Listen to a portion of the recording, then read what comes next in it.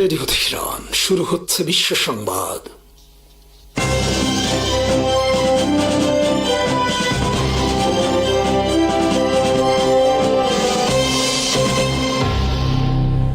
শুরুতেই সংবাদ শিরোনাম। মধ্যপ্রাচ্যের তৃতীয় বিমানবাহী রণতরী মোতায়েন যুক্তরাষ্ট্রে ইসলামাবাদে পৌঁছেছেন ইরানের পররাষ্ট্রমন্ত্রী। আলোচনার সম্ভাবনা কম। ভারতকে নরককুণ্ড আখ্যায়িত ডোনাল্ড ট্রাম্পের। ক্ষেপেছে নয়াদিল্লি। ট্রাম্প বলেছেন ইরানের বিরুদ্ধে পারমাণবিক অস্ত্র ব্যবহার করা হবে না। প্রতিরক্ষা চুক্তি করতে সৌদি আরবে ইউক্রেনের প্রেসিডেন্ট জেলেনস্কি। কুয়েতে ইরাক থেকে ড্রোন হামলা। যুক্তরাষ্ট্র মধ্যপ্রাচ্যে মোতায়েন করেছে তৃতীয় আরেকটি বিমানবাহী রণতরী। এর নাম ইউএসএস জর্জ ডব্লিউ বুশ। যুক্তরাষ্ট্র সেন্ট্রাল কমান্ড শুক্রবার জানিয়েছে ভারত মহাসাগর অতিক্রম করে জাহাজটি মধ্যপ্রাচ্যের পথে রয়েছে। নতুন আরেকটি বিমানবাহী রণতরী মোতায়েনের ফলে মধ্যপ্রাচ্যে বর্তমানে 3টি বিমানবাহী রণতরী মোতায়েন রয়েছে। 2003 সালের ইরাক অভিযানের পর এই প্রথম মধ্যপ্রাচ্যে একসাথে 3টি বিমানবাহী রণতরী মোতায়েন করল যুক্তরাষ্ট্র। সেন্টকমের পক্ষ থেকে বলা হয়েছে 3টি বিমানবাহী রণতরীতে 2 শতাধিক যুদ্ধ বিমান, 20টির অধিক অন্যান্য সাপোর্ট রণতরী এবং 15,000 সেনা রয়েছে। 3টি রণতরীর মধ্যে বিশ্বের সবচেয়ে শক্তিশালী রণতরী ইউএসএস জেরাল্ড ফোর্ড মোতায়েন রয়েছে লোহিত সাগরে। এর দৈর্ঘ্য 1106 ফিট। একই আয়তনের ইউএসএস আব্রাহাম লিঙ্কন মোতায়েন রয়েছে আরব সাগরে। নতুন মোতায়েনকৃত ইউএসএস জর্জ ডব্লিউ বুশের দৈর্ঘ্য 1000 ফিট। বিমান ধারণ ক্ষমতা 80টি, সেনা ধারণ ক্ষমতা 5500। 2টি পারমাণবিক চুল্লি দ্বারা চলে এই বিমানবাহী রণতরী। প্রকাশিত খবরে বলা হয়েছে ইরানের ওপর চাপ সৃষ্টির অংশ হিসেবে যুক্তরাষ্ট্র 3টি বিমানবাহী মোতায়েন করল। ইরান এর আগে আশঙ্কা প্রকাশ করে বলেছে আলোচনা ও যুদ্ধবিরতির নামে যুক্তরাষ্ট্র নতুন করে ইরানে হামলার প্রস্তুতি নিচ্ছে। শুক্রবার রাতে ইসলামাবাদে পৌঁছেছেন ইরানের পররাষ্ট্রমন্ত্রী আব্বাস আরাকচি। একই দিন হোয়াইট হাউস থেকে ঘোষণা দেওয়া হয়েছে শনিবার পাকিস্তানের উদ্দেশ্যে রওনা দেবে তাদের প্রতিনিধি দল। কিন্তু উভয় পক্ষের এই পদক্ষেপের পরও ইসলামাবাদে দুই পক্ষের মধ্যে আলোচনার সম্ভাবনা কম। কারণ ইরান পররাষ্ট্র মন্ত্রণালয় থেকে জানানো হয়েছে পররাষ্ট্রমন্ত্রী আব্বাস আরাকচি পাকিস্তান গেলেও তিনি সরাসরি যুক্তরাষ্ট্র প্রতিনিধি দলের সঙ্গে আলোচনায় বসবেন না। তিনি পাকিস্তানের কর্মকর্তাদের সঙ্গে আলোচনায় বসবেন এবং ইরানের অবস্থান তুলে ধরবেন। এরপর তিনি সেখান থেকে ওমান ও রাশিয়া সফরে যাবেন। ইরানের পক্ষ থেকে আবারও বলা হয়েছে ইরানের বিরুদ্ধে নৌ অবরোধ তুলে না নেওয়া পর্যন্ত তারা যুক্তরাষ্ট্রের সঙ্গে কোনো আলোচনায় বসবে না। এই প্রেক্ষিতে হোয়াইট হাউস মুখপাত্র ক্যারোলিন লেভিট শুক্রবার সাংবাদিকদের বলেন স্টিভ উইটকফ ও জ্যারেড কুশনারের নেতৃত্বে একটি প্রতিনিধি দল শনিবার পাকিস্তান সফরের জন্য প্রস্তুত থাকবেন। ইরানের পক্ষ থেকে আলোচনায় বসার কিছু অগ্রগতির খবর পাওয়া গেছে। পাকিস্তান দুই পক্ষকে আলোচনায় বসানোর জন্য চেষ্টা করে যাচ্ছে। উদ্যোগ সফল হলে দুই পক্ষ আলোচনায় বসবে। তাদের টিম পাকিস্তান যাওয়ার জন্য প্রস্তুত রয়েছে। যুক্তরাষ্ট্রের প্রেসিডেন্ট ডোনাল্ড ট্রাম্প বলেছেন তিনি ইরানের বিরুদ্ধে পারমাণবিক অস্ত্র ব্যবহার করবেন না। এর মাধ্যমে তিনি ইরানের বিরুদ্ধে ব্যাপক বিধ্বংসী অস্ত্র প্রয়োগের বিষয় আগের হুমকি থেকে সরে এলেন। বৃহস্পতিবার হোয়াইট হাউসে ট্রাম্প বলেন কোনো অবস্থাতেই পারমাণবিক অস্ত্র মোতায়েন করা উচিত নয়। তিনি সাংবাদিকদের বলেন কাউকেই পারমাণবিক অস্ত্র ব্যবহার করার অনুমতি দেওয়া উচিত নয়। এর আগে ট্রাম্প ইরানি সভ্যতাকে সম্পূর্ণ ধ্বংস করে দেওয়ার হুমকি দিয়েছিলেন। এ নিয়ে তার বিরুদ্ধে খ্রিস্টান সর্বোচ্চ ধর্মগুরু পোপ লিও সহ অনেকেই সোচ্চার হয়ে ওঠেন বিশ্বব্যাপী। ভারতের বিরুদ্ধে আরেক দফা ক্ষেপেছেন যুক্তরাষ্ট্রের প্রেসিডেন্ট ডোনাল্ড ট্রাম্প। ট্রাম্প তার ব্যক্তিগত সামাজিক যোগাযোগ মাধ্যমে ভারতকে নতুন করে নরককুণ্ড বলে আখ্যায়িত করেছেন। ট্রাম্পের এই মন্তব্যের প্রতিবাদ জানিয়েছে ভারতের পররাষ্ট্র মন্ত্রণালয়। আমেরিকায় জন্মসূত্রের নাগরিকত্ব নিয়ে তীব্র সমালোচনা করেছেন পডকাস্টার মাইকেল স্যাভেজ। সেখানে তিনি ভারতকে হেল হোল বা নরককুণ্ড হিসেবে আখ্যায়িত করেন। মাইকেল স্যাভেজের 4 পৃষ্ঠাব্যাপী বিশাল সেই পোস্ট নিজের ওয়ালে শেয়ার করেছেন ট্রাম্প। এর মাধ্যমে মূলত তিনি ভারতকে একই মন্তব্য করলেন। মাইকেল স্যাভেজের পোস্টে বলা হয়েছে ভারত ও চীনের লোকজন আমেরিকায় জন্মসূত্রের নাগরিকত্ব সুবিধার মারাত্মক অপব্যবহার করছে। মাইকেল লিখেছেন আমেরিকায় কেউ জন্ম নিলেই সে সঙ্গে সঙ্গে আমেরিকান নাগরিক হয়ে যায়, কিন্তু দেখা যায় এরপর ভারত ও চীনের লোকজন পুরো পরিবার নিয়ে হাজির হয়। ভারত হলো একটি নরককুণ্ড। ভারতের পররাষ্ট্র মন্ত্রণালয়ের বিবৃতিতে ট্রাম্প বা স্যাভেজের নাম উল্লেখ না করে বলা হয়েছে এই মন্তব্য অজ্ঞতাপ্রসূত, অনুপযুক্ত এবং কুরুচিপূর্ণ।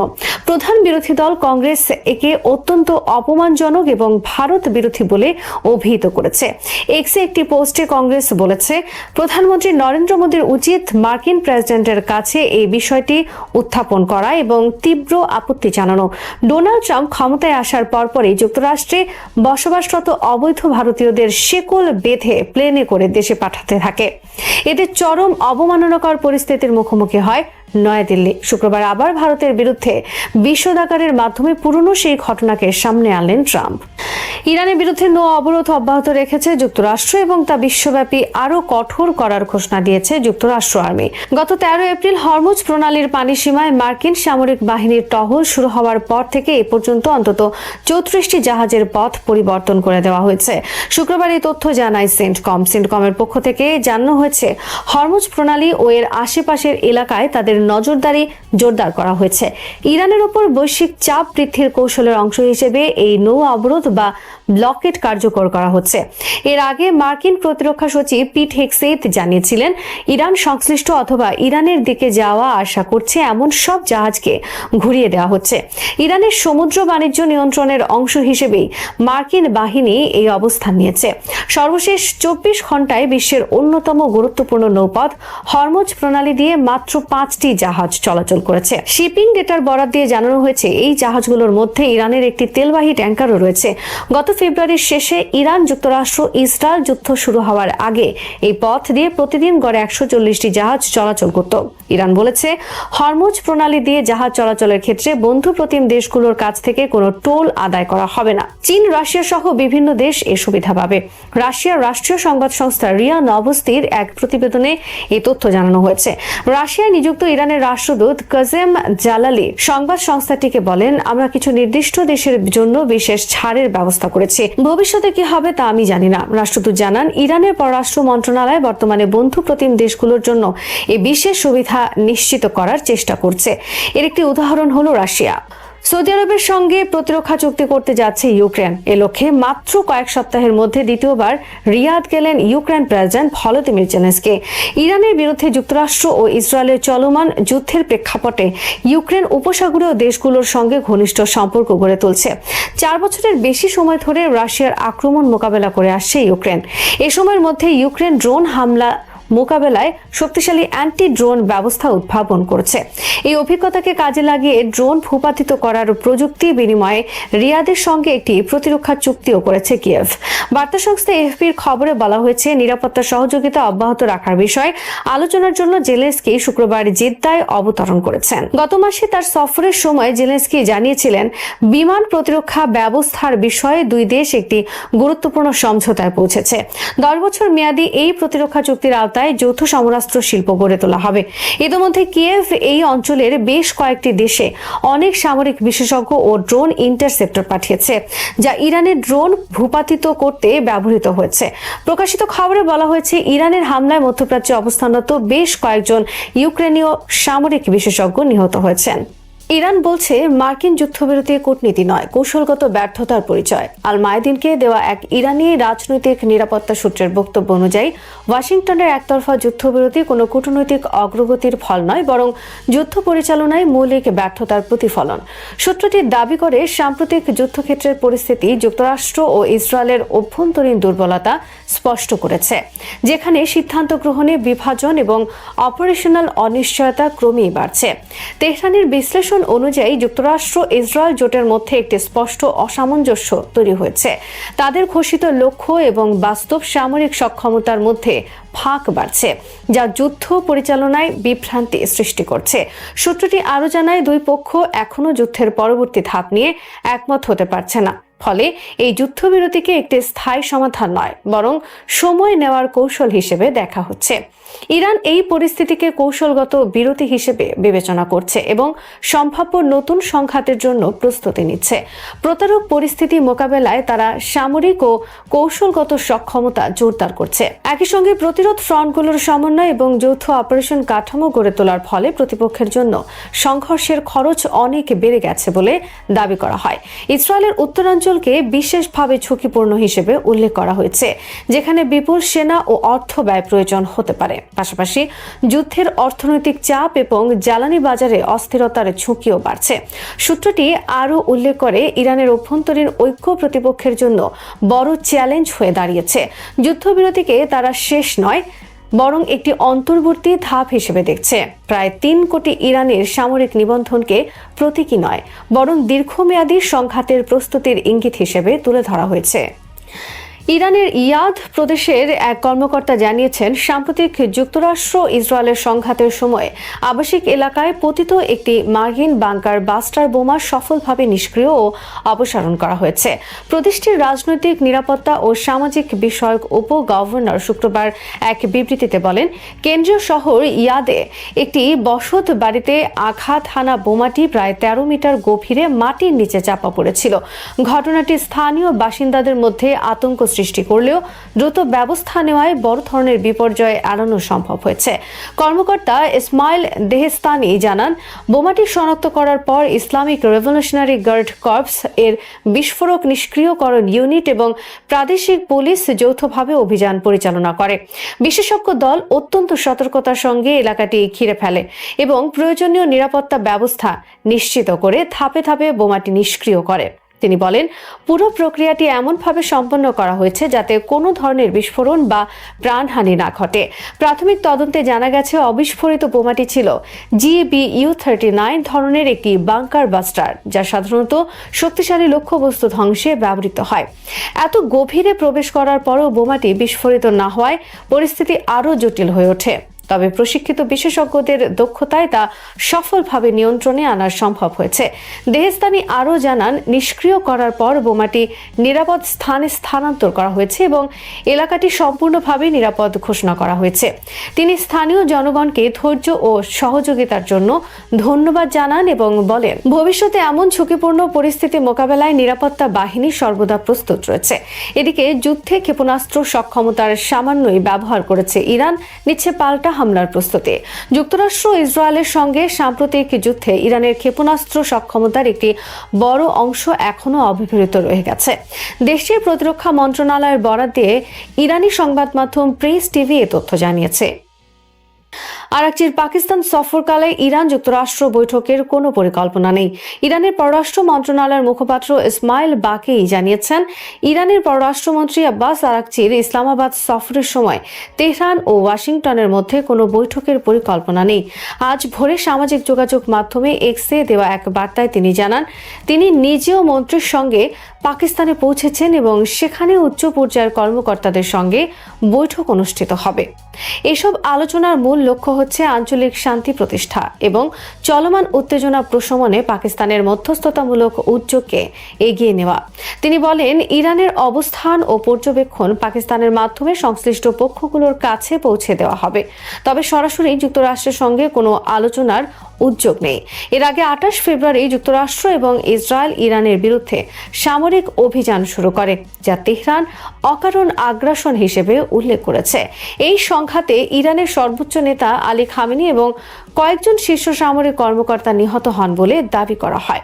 জবাবে ইরানের সশস্ত্র বাহিনী কয়েক সপ্তাহ ধরে ক্ষেপণাস্ত্র ও ড্রোন হামলা চালায়, যা পারস্য উপসাগর ও অধিকৃত অঞ্চলে মার্কিন ও ইসরায়েলি সামরিক স্থাপনাকে লক্ষ্য করে পরিচালিত হয়।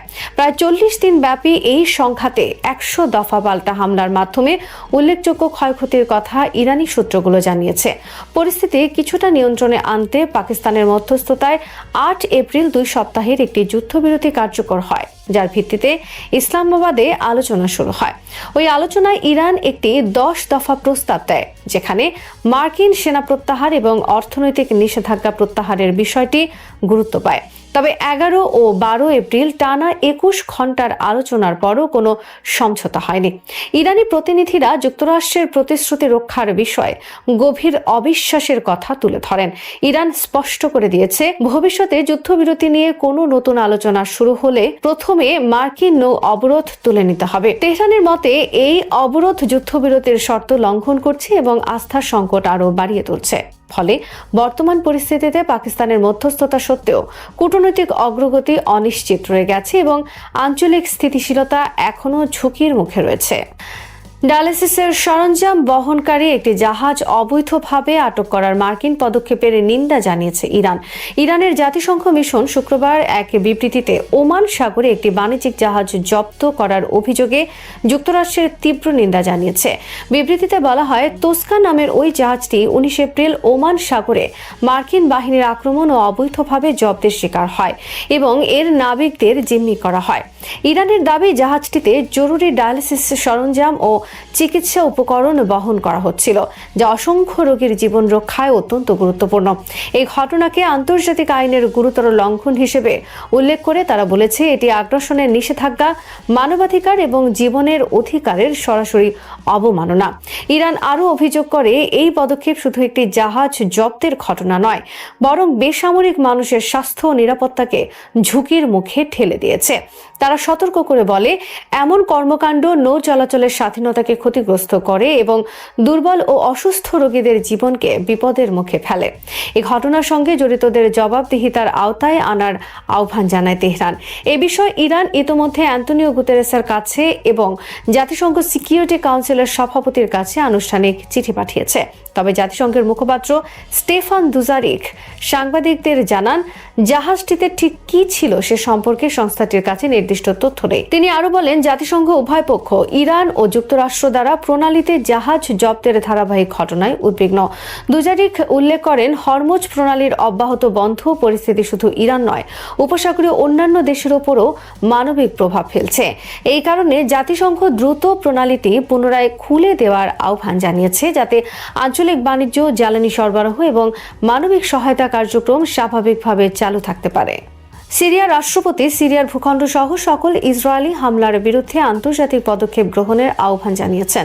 সিরিয়ার প্রেসিডেন্ট আহমদ আল শারা আন্তর্জাতিক সম্প্রদায়ের প্রতি আহ্বান জানিয়ে বলেছেন, ইসরায়েলের সব ধরনের আগ্রাসনের বিরুদ্ধে কার্যকর পদক্ষেপ নিতে হবে এবং 1974 সালের বিচ্ছিন্নতা চুক্তিতে ফিরে যেতে হবে। গ্রিক সাইপ্রিয়ট প্রশাসনে ইউরোপীয় ইউনিয়নের একটি অনানুষ্ঠানিক বৈঠকের পর সংবাদ সম্মেলনে তিনি এই মন্তব্য করেন। তিনি বলেন, আমি আন্তর্জাতিক সম্প্রদায়কে আহ্বান জানাচ্ছি আমাদের ভূমি ও ভূখণ্ডে চলমান সব ধরনের ইসরায়েলি আগ্রাসনের বিরুদ্ধে তাদের দায়িত্ব পালন করতে এবং 1974 সালের চুক্তির সমাধানে ফিরে যেতে। এই চুক্তিটি মূলত 1974 সালের বিচ্ছিন্নতা চুক্তি নামে পরিচিত, যা সিরিয়া ও ইসরায়েলের মধ্যে সামরিক উত্তেজনা কমানোর লক্ষ্যে গৃহীত হয়েছিল। আল শারা আরও বলেন, সিরিয়ার স্থিতিশীলতা কেবল মধ্যপ্রাচ্যের জন্য নয়, ইউরোপের নিরাপত্তার সঙ্গেও গভীরভাবে জড়িত। বর্তমান ভূরাজনৈতিক ও অর্থনৈতিক চ্যালেঞ্জ মোকাবেলায় দামেস্ক ও ইউরোপের মধ্যে আরও ঘনিষ্ঠ সহযোগিতা অপরিহার্য বলে তিনি উল্লেখ করেন। তিনি বলেন, আমরা জানি ইউরোপের যেমন সিরিয়াকে প্রয়োজন, তেমনি সিরিয়ারও ইউরোপকে প্রয়োজন। বৈশ্বিক নিরাপত্তা এবং সরবরাহ চেইন নিশ্চিত করতে এটি অনিবার্য। তার মতে, ইউরোপ যদি সিরিয়ার নিরাপত্তা ও স্থিতিশীলতার প্রতি প্রতিশ্রুতিবদ্ধ হয়, তবে তা স্বাভাবিকভাবেই সিরিয়ার ভূখণ্ডে ইসরায়েলের হামলা বন্ধ করতে সহায়তা করবে এবং দেশটির সার্বভৌমত্ব লঙ্ঘনের অবসান ঘটাবে। ইরান যুদ্ধে জড়িয়ে পড়ে জটিল এক সংকটের মধ্যে পড়েছেন মার্কিন প্রেসিডেন্ট ডোনাল্ড ট্রাম্প। যুদ্ধ থেকে বেরিয়ে যাওয়ার চেষ্টা করলেও ইরানের কৌশলে আটকে গেছেন তিনি। আবার নতুন করে যুদ্ধ শুরু করতে পারছেন না। এমন পরিস্থিতিতে বারবার আলোচনায় বসার তাগিদ দিলেও সাড়া দিচ্ছে না ইরান। পাকিস্তানে আলোচনার জন্য রওনা হয়েছিলেন ভাইস প্রেসিডেন্ট জেডি ভান্স। এর মধ্যে পাকিস্তানের পক্ষ থেকে জানানো হয়, ইরান আলোচনায় অংশ নেবে না। কারণ হিসেবে বলা হয়েছে, নৌ অবরোধ তুলে নিতে হবে। যুক্তরাষ্ট্র তাতে রাজি না হলেও ট্রাম্প নিজ থেকে যুদ্ধবিরতির মেয়াদ বাড়িয়েছেন। এর মধ্য দিয়ে এই যুদ্ধে ইরানের প্রাথমিক বিজয় হয়েছে।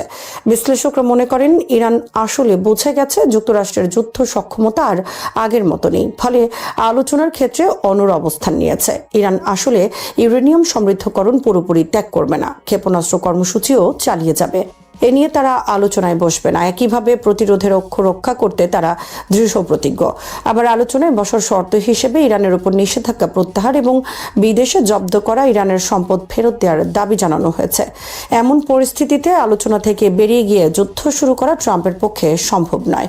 ট্রাম্প নিজ থেকে যুদ্ধবিরতির মেয়াদ বাড়ালেও তা কতদিন চলবে তা স্পষ্ট করা হয়নি। হোয়াইট হাউস বলছে, প্রেসিডেন্ট ডোনাল্ড ট্রাম্পই নির্ধারণ করবেন, কিন্তু এই ঘোষণায় তেমন কোনো প্রভাব ফেলেনি। তেলের বাজার এখনও অস্থির, কারণ যুদ্ধবিরতি হলেও হরমুজ প্রণালী সচল হচ্ছে না। আসলে প্রেসিডেন্ট ট্রাম্প এখন ইরানের জালে আটকে গেছেন। ট্রাম্পের সংকট যে কতটা তা বোঝা গেছে যুক্তরাষ্ট্রের যুদ্ধ সক্ষমতা থেকে। ট্রাম্প ধারণা করেছিলেন কয়েকদিনের যুদ্ধে ইরান কাবু হয়ে আত্মসমর্পণ করবে, কিন্তু ইরান যে দীর্ঘমেয়াদী যুদ্ধের জন্য প্রস্তুত ছিল সে ধারণা ট্রাম্প ও নেতানিয়াহুর ছিল না। CNN এর খবরে বলা হয়েছে ইরানের বিরুদ্ধে যুদ্ধ করার সক্ষমতা অনেক কমে গেছে। ইরানের সঙ্গে যুদ্ধে যুক্তরাষ্ট্র অন্তত 45% প্রিসিশন স্ট্রাইক মিসাইল বা নির্ভুল লক্ষ্যভেদী ক্ষেপণাস্ত্রের মজুদ ব্যবহার করেছে। ব্যালিস্টিক ক্ষেপণাস্ত্র ঠেকাতে ব্যবহৃত থার্ড ক্ষেপণাস্ত্রের অন্তত অর্ধেক খরচ হয়েছে। এছাড়া প্যাট্রিয়ট আকাশ প্রতিরক্ষা ব্যবস্থার ইন্টারসেপ্টর মিসাইলের প্রায় 50% ব্যবহার করা হয়েছে। চলতি বছরের শুরুর দিকে পেন্টাগন ক্ষেপণাস্ত্র উৎপাদন বাড়াতে একাধিক চুক্তি করে, তবে উৎপাদন সক্ষমতা বাড়লেও এই অস্ত্রগুলো পুনরায় সরবরাহ পেতে 3 থেকে 5 বছর সময় লাগবে বলে জানিয়েছে CSIS এর বিশেষজ্ঞরা ও সংশ্লিষ্ট সূত্রগুলো। এমন পরিস্থিতিতে আসলে আলোচনার পথ ছিল যুক্তরাষ্ট্রের জন্য সেরা পথ, কিন্তু ইরানের অনড় অবস্থান মেনে নেওয়াও ট্রাম্পের জন্য কঠিন। যে কোনো বিষয় তেহরানকে আরও বেশি সন্দিহান করে তুলছে ট্রাম্পের বিভ্রান্তিকর বক্তব্য। মার্কিন প্রেসিডেন্ট প্রায়ই ইরানকে তাচ্ছিল্য করে বিভিন্ন হুমকি ও ঔদ্ধত্যপূর্ণ বক্তব্য দিয়ে থাকেন। ফলে ইরানের শীর্ষ নেতারা উত্তেজনাপূর্ণ সিদ্ধান্ত দিতে বা কথা বলতে বাধ্য হন। এতে দুই দেশের মধ্যে শান্তি চুক্তির সম্ভাবনা দিন দিন দূরে সরে যাচ্ছে। গার্ডিয়ানের এক বিশ্লেষণে এসব বলা হয়। এদিকে যুক্তরাষ্ট্র ও ইরান এখন পাল্টাপাল্টি জাহাজ দখল করা শুরু করেছে। মালয়েশিয়া ও শ্রীলঙ্কার আশপাশের গভীর সমুদ্রে ইরানি পতাকাবাহী ট্যাঙ্কার আটকে দিয়েছে মার্কিন বাহিনী। বুধবার মার্কিন সামরিক বাহিনী এশীয় জলসীমায় অন্তত 3টি ইরানি পতাকাবাহী ট্যাঙ্কার আটকে দিয়েছে। যুক্তরাষ্ট্রের এ ধরনের সিদ্ধান্তের প্রতিক্রিয়ায় ইরান বসে নেই। হরমুজ প্রণালীতে বুধবার 3টি জাহাজে হামলা চালিয়ে জব্দ করে ইরান। ইরানের ইসলামী বিপ্লবী গার্ড বাহিনী IRGC এসব জাহাজ জব্দ করেছে। জব্দ করার পর জাহাজ 3টি ইরান তাদের উপকূলের দিকে নিয়ে গেছে। জব্দকৃত 3টি জাহাজের একটি সংযুক্ত আরব আমিরাত থেকে ভারতের গুজরাটের দিকে যাচ্ছিল। অপর একটি জাহাজের মালিক গ্রেস। অন্য দুটি জাহাজের একটি পানামা পতাকাবাহী ও একটি লাইবেরিয়া পতাকাবাহী। পানামা পতাকাবাহী জাহাজের মালিকানা রয়েছে ইসরায়েলের। সম্প্রতি ভারতের আরও দুটি জাহাজে হামলা চালায় ইরান। IRGC এক সরকারি বিবৃতিতে জানায় জব্দ করা জাহাজগুলোর মধ্যে দুটি শত্রুপক্ষের সঙ্গে যুক্ত। জব্দকৃত জাহাজ দুটি হল MSC ফ্রান্সিস্কা এবং অ্যাপামিনন্ডাস। অ্যাপামিনন্ডাস জাহাজটি লাইবেরিয়া পতাকাবাহী এবং সেটি গুজরাট বন্দরের দিকে যাচ্ছিল, তবে তাতে কোন ধরনের পণ্য ছিল তা জানা যায়নি।